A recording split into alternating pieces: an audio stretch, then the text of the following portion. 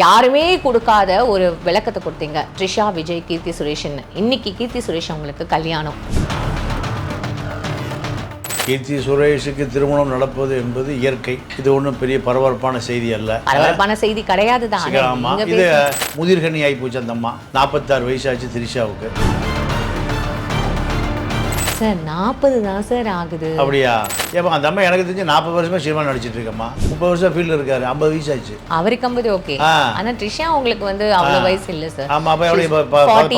17 வயசா? 39 40 தான் சார். 39 40. சரிம்மா, உங்க ஆசைப்படியே விட்டாரு. அதுக்குள்ள ஆராய்ச்சி வேண்டாம். விஜய் ஆசீர்வாதத்தோடு திருமணம் நடக்குது.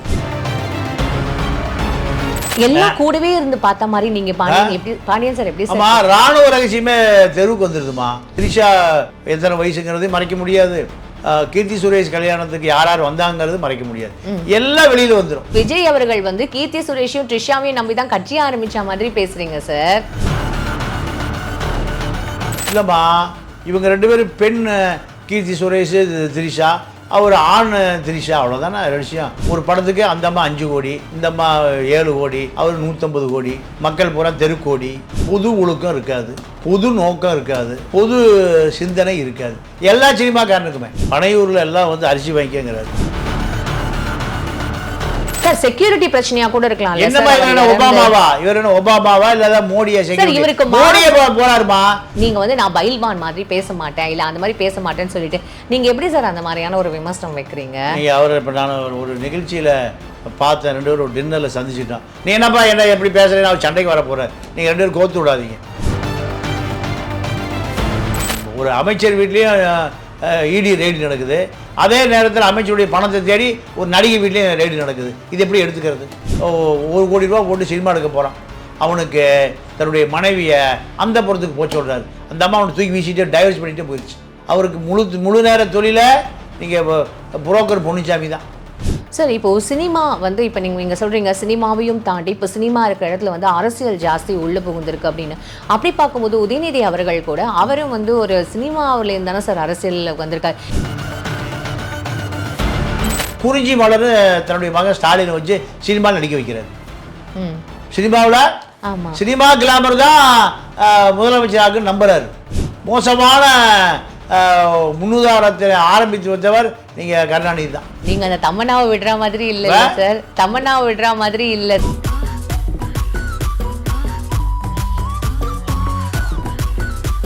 அந்த பாட்டு மட்டும் தான் உங்களுக்கு ஞாபகம் இருக்கு எப்போதுமே? ஆமா, எனக்கு அது மீதியெல்லாம் மறந்து போச்சு.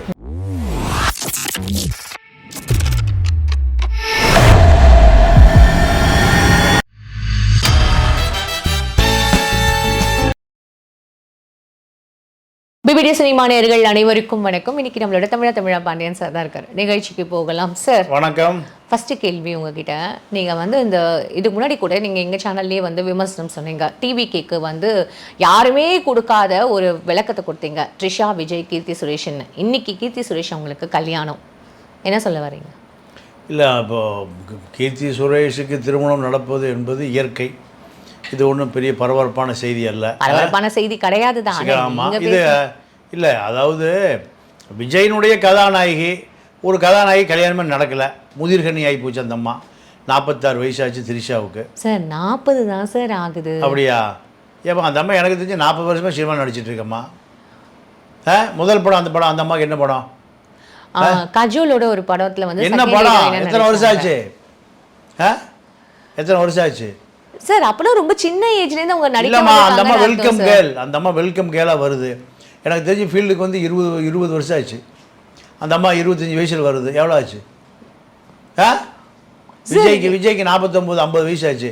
20 வயசு சினிமாவுக்கு வராரு. 30 வருஷம் ஃபீல்டு இருக்காரு. 50 வயசு ஆச்சு. அவருக்கு 50 ஓகே.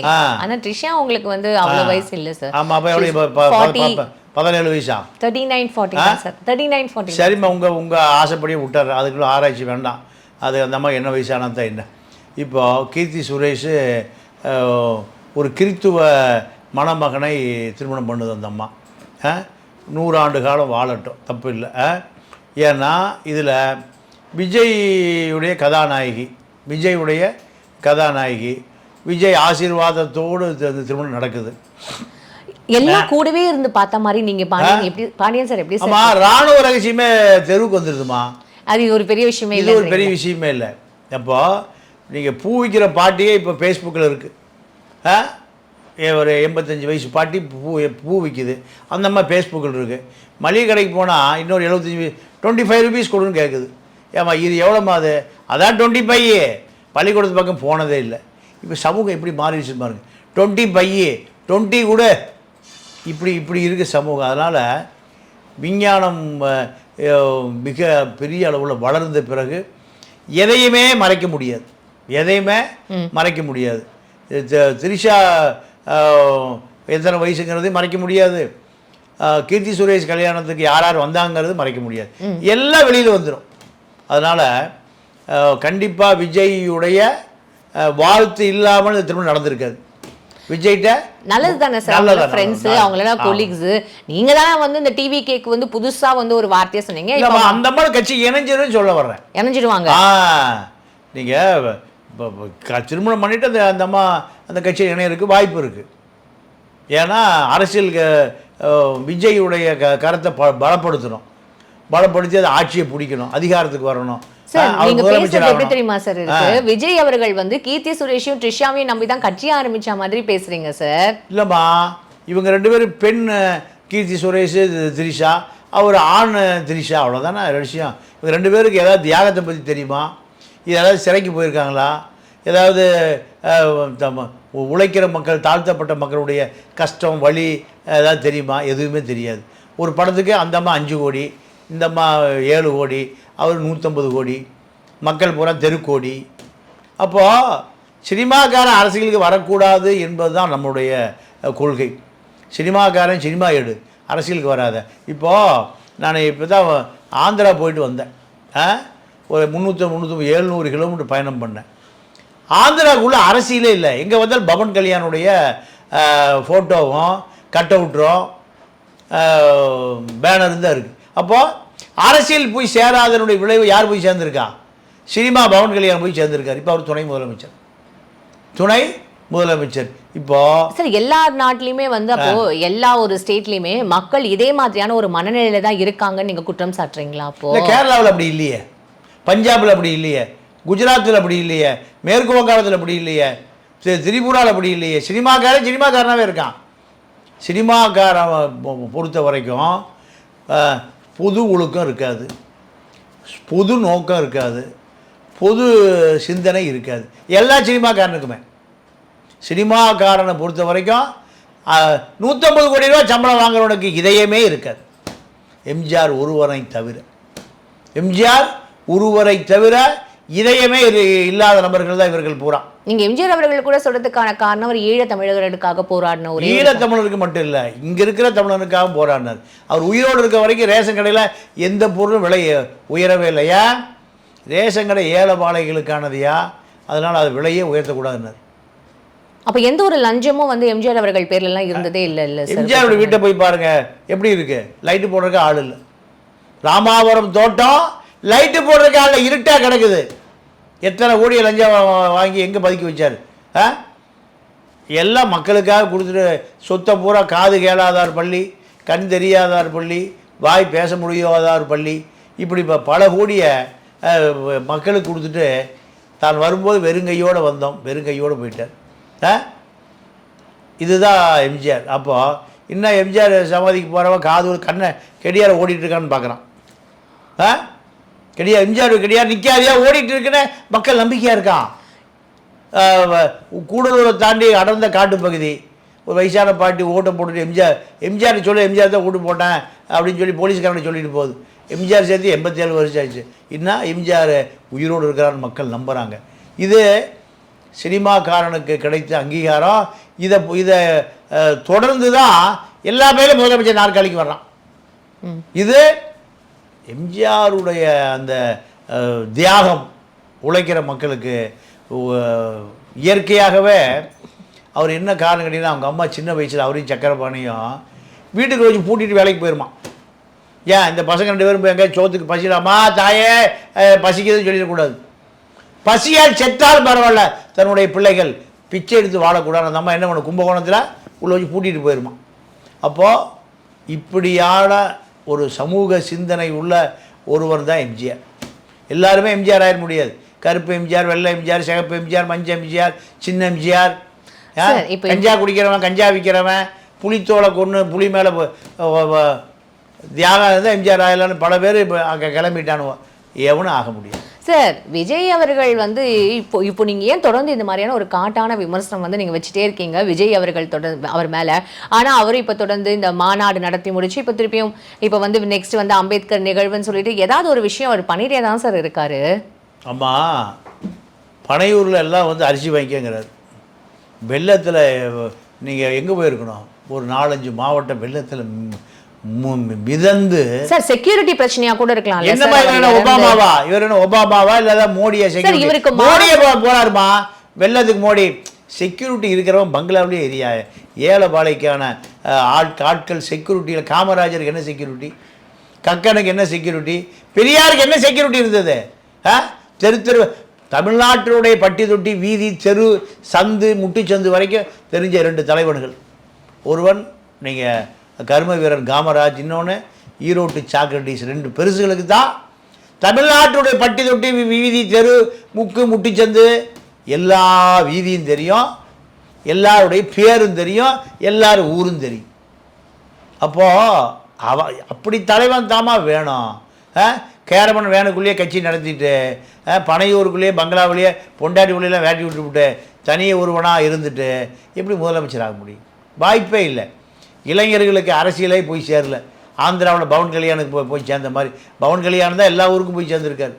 ஆனால் அரசியல் போய் சேரல. அதுதான்மா வேதனையாக இருக்குது. இப்போ இன்னுமே வந்து மக்களுக்கு இந்த அரசியல் புரிதல் இல்லை அப்படின்றதுல நீங்கள் அந்த விமர்சனம் நீங்கள் கண்டிப்பாக வைக்கிறீங்க இங்கே. அதில் எந்த ஒரு மாற்று கருத்துமே இல்லை.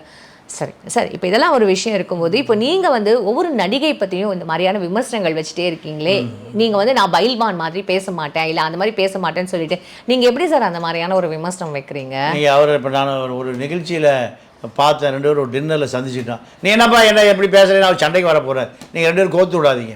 அவர் நம்ம அண்ணாச்சி, நம்ம வழிகாட்டி. அவர் வழிகாட்டினா சினிமா துறையிலோட முன்னோடி. அவர் சினிமா துறையில் முன்னோடி. அதாவது நான் மீண்டும் நடிகைகளை பொறுத்தவரை பல நடிகைகள் நான் பல விஷயம் கேள்விப்பட்டிருக்கேன்.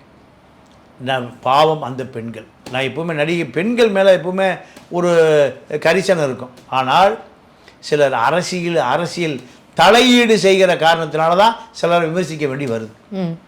அரசியல் என்பது மக்களுக்கானது, உழைக்கிற மக்களுக்கானது, கூலிகளுக்கானது. அவனுக்கு அரசியல் போய் சேரல. அரசியல் போய் சேரணும்.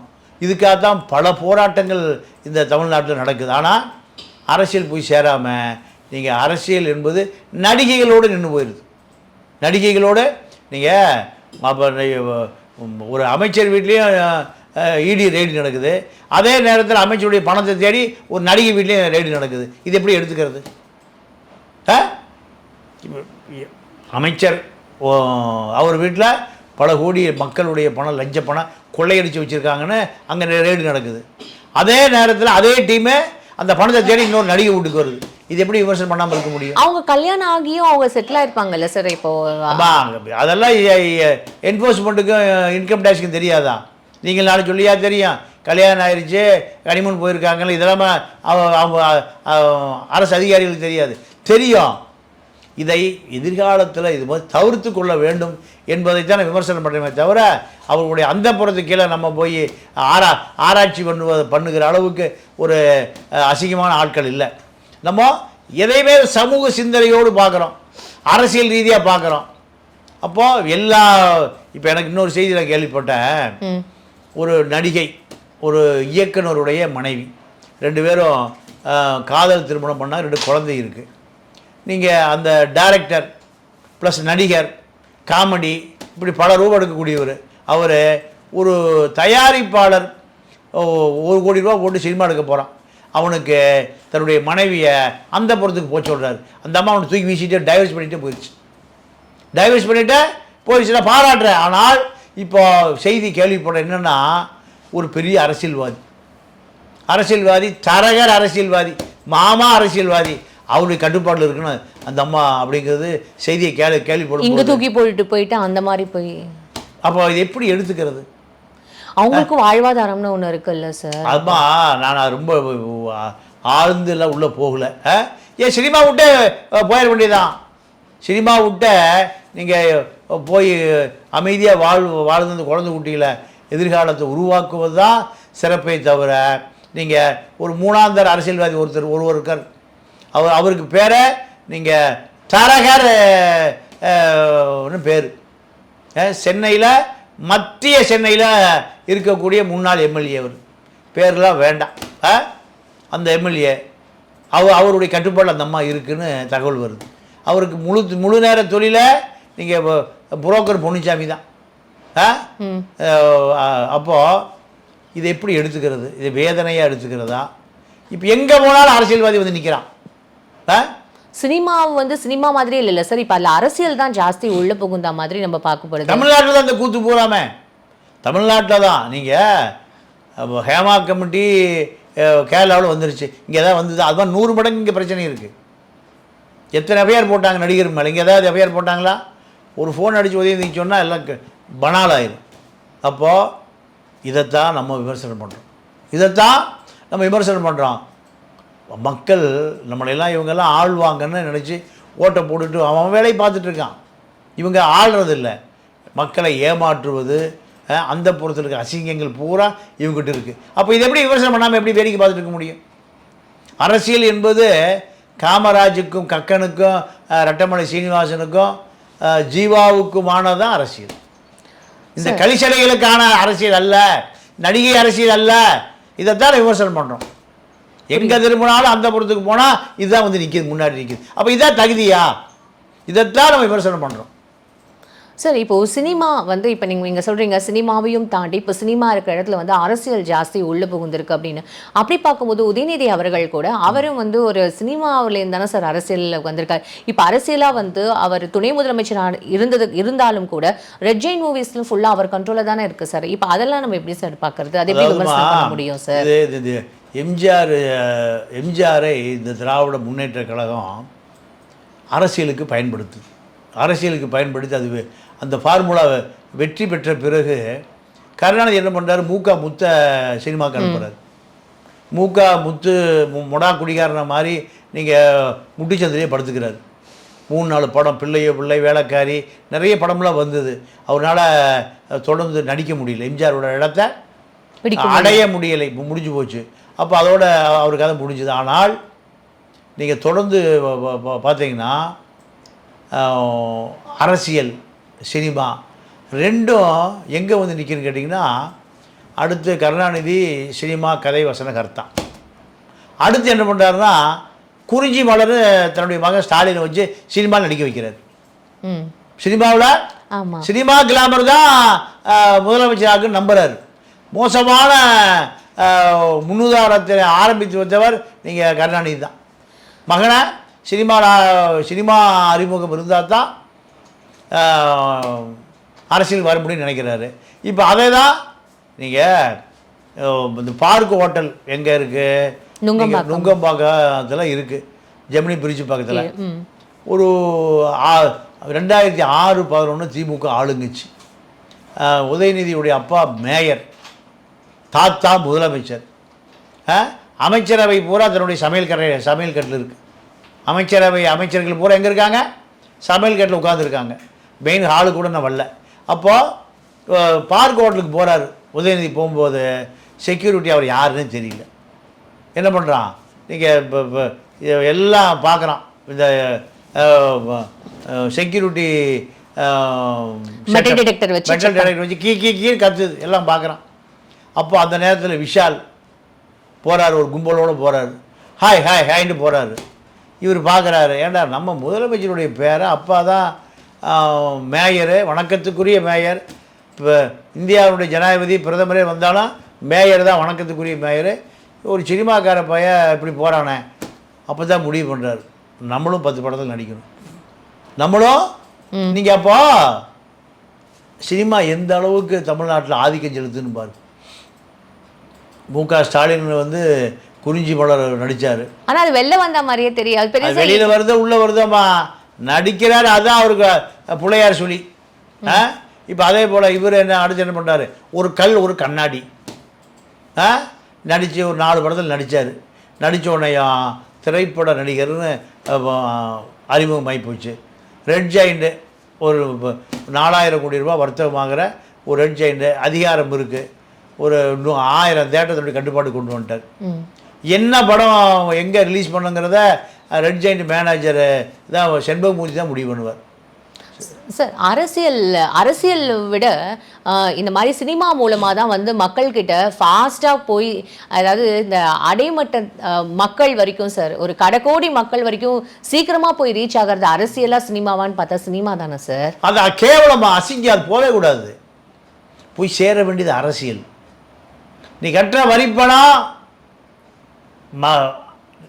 அரசு அமைச்சர் சரியாக போகுதா? இல்லை இந்த திருவண்ணாமலையில் 18 கோடி ரூபாய் கட்டின பாலம் 3 மாதத்தில் ஆற்றுல அடிச்சுட்டு போயிடுச்சான். இதை தெரிஞ்சால் தானே அவனுக்கு கோபம் வரும். கோபம் வந்தால் தானே அவன் ஆட்சி மாற்றத்தை யாருக்கு ஓட்டு போடணும் யாருக்கு ஓட்டு போடக்கூடாதுன்னு நினைப்பான். 500 ரூபாய்க்கு ஓட்டு போடுறதல்ல விஷயம். எங்கேயா போச்சு இந்த 18 கோடி? யார் போச்சு? யார் கான்ட்ராக்டரு? நீங்கள் அங்கே ஒரு 1000 பேர் கூடியிருக்கணுமா இல்லையா? 18 கோடி ரூபா மக்களுடைய ரத்தமா இல்லையா? அது 18 கோடி ரூபா மக்கள் கட்ட வரி பணமா இல்லையா?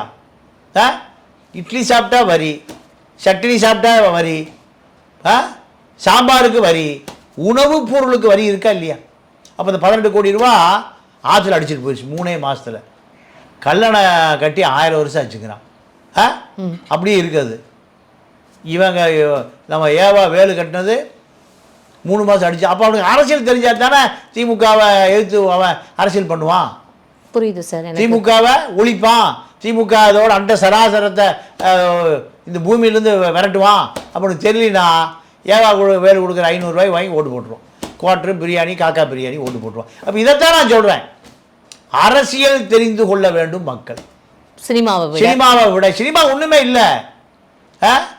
சினிமாவில் காவாலா இதான அரசியல் அல்ல. நீங்க அந்த தமன்னாவை விடுற மாதிரி இல்ல சார். தமன்னாவை விடுற மாதிரி இல்ல சார். அதாவது அந்த பாட்டு மட்டும் தான் உங்களுக்கு ஞாபகம் இருக்கு எப்போதுமே. ஆமா, எனக்கு அது மீதியெல்லாம் மறந்து போச்சு. இதையே போய் ஞாபகம் வச்சுக்க முடியும். ஞாபகம் வச்சுட்டு இருக்கீங்களே. ஆமா, காவாலா தான். நீங்க அது செல்போனை திறந்தா எத்தனை மில்லியன் பார்த்துருக்கான் அந்த டான்ஸை. காவாலா ஏன்னா அதை விட கக்கனை தேடுங்க, அம்பேத்கரை தேடுங்க, பெரியாரை தேடுங்க, ஜீவாவை தேடுங்க, கேடிகே தங்கமணியே தேடுங்க. உங்களுக்காக உழைச்சி சுண்ணாம்பா போய் செத்து போனவன் அவர்கள் என்ன தியாகம் பண்ணியிருக்கான். அதுதான்டா இந்த சமூகத்தை காப்பாற்றும். இந்த சினிமாக்கார பயிர்களை காப்பாற்றுவான். இப்போ பார்த்தீங்கன்னா கருணாசு 2009 ஈழ யுத்தம் நடந்த பொழுது நீங்கள் இலங்கைக்கு யாருமே போகலை. கருணாசு பொண்டாட்டியும் அந்த மியூசிக் ட்ரூப்பை கூட்டிகிட்டு போய் 25 லட்ச ரூபா வாங்கிட்டு ரத்த வாடையோடு அந்த பணத்தை வாங்கிட்டு வராரு கருணாஸ். வாங்கிட்டு வந்து இப்போ உலகம் பூரா சல்லியன்னு ஒரு படம். சல்லியனா சார்? அந்த படத்தை உலகம் பூரா போட்டு காமிச்சிட்டு பல கோடி வசூல் பண்ணிவிட்டு இப்போ ஐரோப்பா, கனடா, லண்டன், ஃப்ரான்ஸ்னு தெரியுறாரு. அப்போது எத்தனை பேர் மண்ணோடு மண்ணாக மக்கி போயிட்டான். அவனுக்கு என்ன தீர்வுங்கிறது இன்றைக்கு வரைக்கும் தமிழினத்தில் இல்லை. ஈழ பிரச்சனைக்கு இதை சிங்கள அரசாங்கத்தினுடைய ரத்த வாடை பிடித்த பணம் 25 லட்ச ரூபாய்க்கு தமிழில் தூக்கி ஓரமாக போட்டுட்டு ஈழத்தில் போய் ராஜபக்சேட்ட ரத்த வாடையோடு 25 லட்ச ரூபா வாங்கிட்டு வந்த கருணாஸ் இன்னைக்கு தமிழ் தியாகியாக இருக்கார். புரியுது சார். தமிழுக்கு இந்த சினிமாக்காரனை யாரா கூப்பிட்டா?